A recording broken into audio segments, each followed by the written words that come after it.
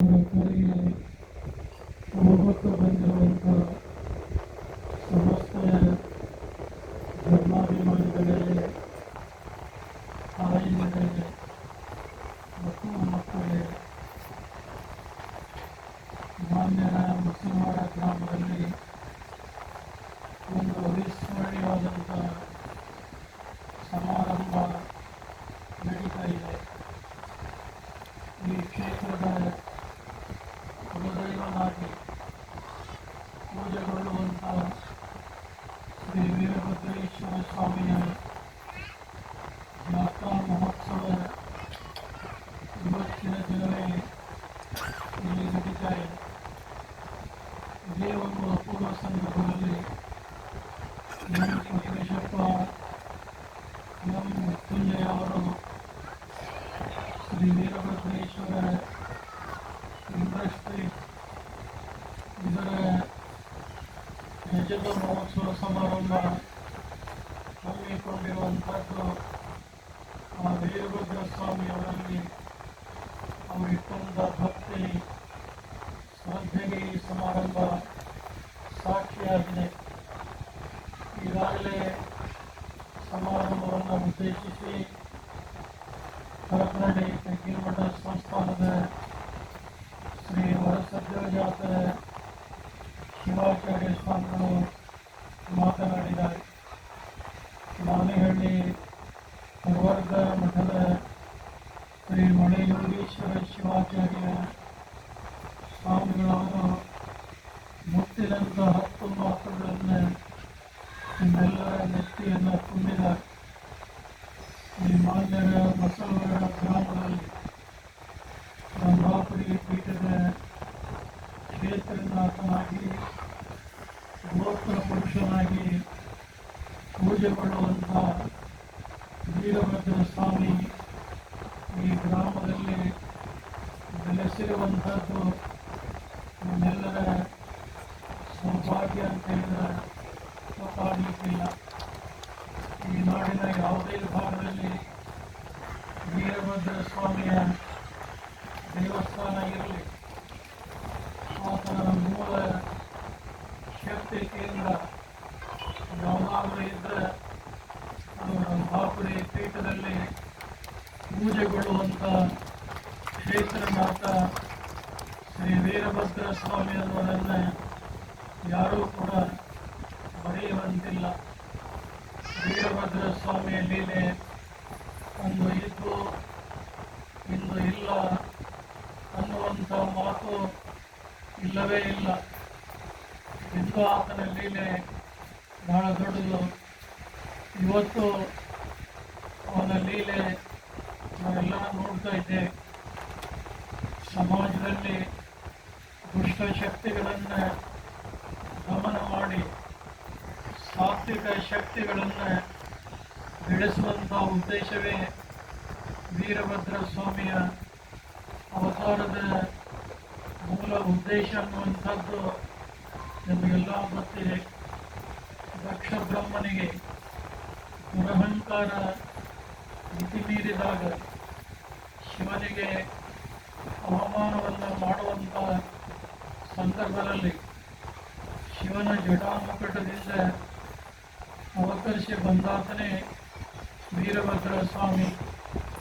ಆ ದಕ್ಷ ಬ್ರಹ್ಮನ ದುರಹಂಕಾರವನ್ನು ನಾಶ ಮಾಡಿ ಶಿವ ಸಂಸ್ಕೃತಿಯನ್ನು ನಾಡಿನ ತುಂಬೆಲ್ಲ ಬೆಳಗಿಸಿದಂಥ ಮಹಾನ್ ಶಕ್ತಿ ವೀರಭದ್ರ ಸ್ವಾಮಿ. ಮನುಷ್ಯ ದುಷ್ಟನಾದರೆ ಶಕುನಿಯಾಗಿ ಕಾಣ್ತಾನೆ, ಆದರೆ ವೀರಭದ್ರ ಸ್ವಾಮಿಯಂತೆ ದಿಟ್ಟತನದಿಂದ ಹೋರಾಟ ಮಾಡಿದರೆ ಜೀವನದಲ್ಲಿ ಶ್ರೇಯಸ್ಸು ಮತ್ತು ಉನ್ನತಿ ಸಾಧ್ಯ ಅನ್ನೋದನ್ನು ಯಾರೂ ಕೂಡ ಮರೆಯಬಾರದು. ಏನು ಮೃತಮ್ಮನವರ ವಂಶಸ್ಥರಾದಂಥ ಎಂ ಕೊಟ್ರೇಶಪ್ಪ, ಮೃತ್ಯುಂಜಯ ಅವರು ಅವೆಲ್ಲ ಕಂಡಂತೆ ಧರ್ಮ ಸಂಸ್ಕೃತಿಯಲ್ಲಿ ಗುರುಪೀಠಗಳಲ್ಲಿ ಬಹಳಷ್ಟು ಶ್ರದ್ಧೆ ಅಭಿಮಾನವನ್ನಿಟ್ಟು ಕಾರ್ಯ ಮಾಡುವಂಥವ್ರು. ಕೆಲವು ಜನ, ಎಷ್ಟೋ ಜನ ವೇದಿಕೆಯ ಮೇಲೆ ಮಾತಾಡ್ತಾರೆ. ಅವರ ಆಚರಣೆಯಲ್ಲಿ ಬರುವಂಥವ್ರು ಬಹಳ ಕಡಿಮೆ. ಆದರೆ ಒಂದು ಸಲ ಕೊಟ್ರೇಶಪ್ಪ ಮೃತ್ಯುಂಜಯ ಸಹೋದರರು ಏನಾದರೂ ಒಂದು ಸಂಕಲ್ಪ ಮಾಡಿದರೆ ಆ ಸಂಕಲ್ಪ ಪರಿಪೂರ್ಣ ಆಗುವ ತನಕ ತಮ್ಮ ಪ್ರಯತ್ನವನ್ನು ಬಿಟ್ಟಂಥವರಲ್ಲ. ಎಷ್ಟೋ ವರ್ಷಗಳ ಹಿಂದೆ ಮಾನ್ಯರ ಮಸಲವಾಡದ ಕುಲದೈವನಾಗಿರುವಂಥ ವೀರಭದ್ರ ಸ್ವಾಮಿಗೆ ಬೆಳ್ಳಿಯ ಪಾದುಕೆಗಳೆಲ್ಲ ಪರವಾಗಿ ಸಮರ್ಪಣೆ ಮಾಡಲಿಕ್ಕೆ ಅವರು ಸಂಕಲ್ಪ ಮಾಡಿದರು. ಹೀಗೆ ಕಾಲ ಕೂಡಿ ಬಂದರೇನು ದೊಡ್ಡದಿಲ್ಲ, ಕಾರಣಾಂತರಗಳಿಂದ ಅದು ಮುಂದೆ ಮುಂದೆ ಹೋಗ್ತಾ ಇತ್ತು. ಆದರೆ ಈ ವರ್ಷ ರಂಭಾಪುರಿ ಜಗದ್ಗುರುವರ ಸಾನ್ನಿಧ್ಯದಲ್ಲಿ ಆ ಬೆಳ್ಳಿಯ ಪಾದುಕೆಗಳನ್ನು ಸ್ವಾಮಿಗೆ ಅರ್ಪಣೆ ಮಾಡಬೇಕು ಮತ್ತು ಅವರು ಸ್ಥಾಪಿಸಿದಂಥ ವೀರಭದ್ರೇಶ್ವರ ಇಂಡಸ್ಟ್ರೀಸ್ನಲ್ಲಿ ಲೋಕ ಕಲ್ಯಾಣಕ್ಕಾಗಿ ಆ ಔದ್ಯೋಗಿಕ ಸಂಸ್ಥೆಯ ಶ್ರೇಯೋಭಿವೃದ್ಧಿಗಾಗಿ ಒಂದು ಇಷ್ಟಲಿಂಗ ಮಹಾಪೂಜೆ ಮಾಡಬೇಕು ಅನ್ನುವಂಥ ಸಂಕಲ್ಪದಿಂದ ಮಹಾಪೀಠದಿಂದ ಎಲ್ಲ ಬೆಳ್ಳಿಯ ಸಾಮಗ್ರಿಗಳನ್ನು ತರಿಸಿಕೊಟ್ಟಿದ್ದಾರೆ. ಬಹುಶಃ ಈ ಗ್ರಾಮದಲ್ಲಿ ಉತ್ಸವ ಬಹಳಷ್ಟು ಭವ್ಯವಾಗಿ ತಾವೆಲ್ಲ ಮಾಡಿದ್ರಿ.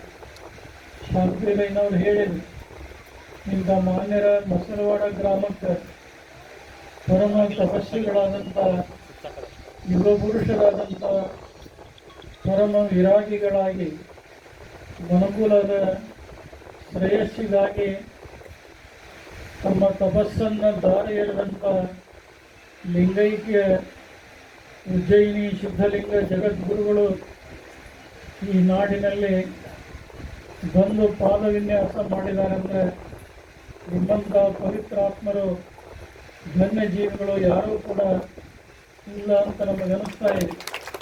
ಅದೇ ಸಂದರ್ಭದಲ್ಲಿ ಕೇದಾರ ಪೀಠದ ಜಗದ್ಗುರು ನೀಲಕಂಠಲಿಂಗ ಶಿವಾಚಾರ್ಯ ಭಗವತ್ಪಾದರು ಕೂಡ ಆಗಮಿಸಿದ್ದು ಈ ಗ್ರಾಮದಲ್ಲಿರುವಂಥ ಜನರ ಗುರುಭಕ್ತಿಗೆ ಸಾಕ್ಷಿಯಾಗಿದೆ. ಬಹುಶಃ ಉಭಯ ಜಗದ್ಗುರುಗಳು ಒಂದು ಹೇಳಿದಂಥ ಮಾತನ್ನು ಶಾಂತಿರೈನವರು ಹೇಳಿದರು. ಬಹುಶಃ ಈ ಮಾನ್ಯರ ಮಸಲವಾಡ ಗ್ರಾಮದಲ್ಲಿ ಯಾರಿಗೂ ಉತ್ಸವ ಆಗಿದ್ದಿಲ್ಲ. ಆದರೆ ಮೊಟ್ಟ ಮೊದಲಿಗೆ 2014ರಲ್ಲಿ ಪ್ರಸ್ತುತ ರಂಭಾಪುರಿ ಜಗದ್ಗುರುವರ ಸಂಭ್ರಮದ ಅಡ್ಡಪಲ್ಲಕ್ಕಿ ಮಹೋತ್ಸವ ಮಾಡಿದಂಥ ನೆನಪು ಇನ್ನೂ ಕೂಡ ನಮಗೆ ಹಸಿರು ಹಸಿರಾಗಿದೆ. ಇವತ್ತು ಮತ್ತೊಮ್ಮೆ ಸಾರೋಟ ಮೆರವಣಿಗೆ ಅವಶ್ಯಕತೆ ಇರಲಿಲ್ಲ. ಆದರೂ ಎರಡನೇ ಅವಧಿಗೆ ಜಗದ್ಗುರುವರು ಬರುವಾಗ ಸ್ವಾಮಿಗೆ ಪೂಜೆ ಸಲ್ಲಿಸಿ ಮಂತ್ರಾಕ್ಷತೆಯನ್ನು ಹಾಕಿ ಅಲ್ಲಿಂದ ಸಾರೋಟ ಮೆರವಣಿಗೆ ಮೂಲಕ ಇಲ್ಲಿ ತಾವೆಲ್ಲ ಬಂದಿದ್ದೀರಿ. ಸಮಯ ಭಾಳಷ್ಟು ಆಗಿದ್ದರೂ ಕೂಡ ಒಂದು ಸಾಂಕೇತಿಕ ಸಮಾರಂಭ ಅಂತ ನಾವು ಅಂದ್ಕೊಂಡಿದ್ವಿ. ಆದರೆ ಆ ಸಾಂಕೇತಿಕ ಸಮಾರಂಭ ಒಂದು ದೊಡ್ಡ ಸಮಾರಂಭದಂತೆ ಇಲ್ಲಿ ನಡೆದಿರುವುದನ್ನು ತಾವೆಲ್ಲ ನೋಡಿದ್ದೀರಿ. ಬಹುಶಃ ಸಮಾರಂಭದಲ್ಲಿ ಪಾಲ್ಗೊಂಡಂಥ ಮುಕ್ಕಾಲು ಜನರಿಗೆ ಮುಲ್ಕಮ್ಮನವರ ವಂಶಸ್ಥರು ಎಲ್ಲರಿಗೆ ಜಗದ್ಗುರುವರಿಂದ ಶಾಲು ಹೊದಿಸಿ ವೀರಭದ್ರೇಶ್ವರ ಒಂದು ಮಂಗಲ ಮೂರ್ತಿಯ ಸ್ಮರಣೆಗೆ ನೀಡಿ ಆಶೀರ್ವಾದ ಕೊಡಿಸಿದ್ದನ್ನು ತಾವೆಲ್ಲ ಕಣ್ತುಂಬ ನೋಡಿ